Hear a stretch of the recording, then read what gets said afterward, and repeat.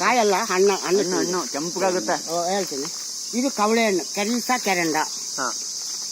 ಕೆರಿಸಾ ಕೆರಂಡ ಇದು ಸೂಪರ್ ಇದು. ಹಣ್ಣು ಬರೋ ಟೈಮ್ಗೆ ಫಸ್ಟ್ 3 ದಸದಲ್ಲಿ ಬರುತ್ತೆ. ಫಸ್ಟ್ ಬರೋದು ಗ್ರೀನ್. ನೋಡಿ ಅಲ್ಲ ಹಣ್ಣು ಬಂದಿದೆ ನೋಡಿ.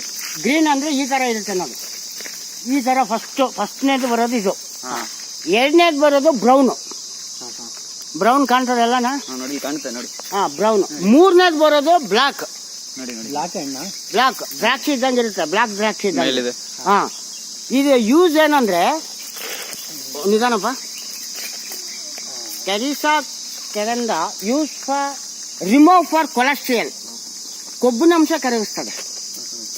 ಕೊಬ್ಬಿನಂಶ, ಮನುಷ್ಯನ ಕೊಬ್ಬಿನಂಶ ಕರಗಿಸ್ತದೆ.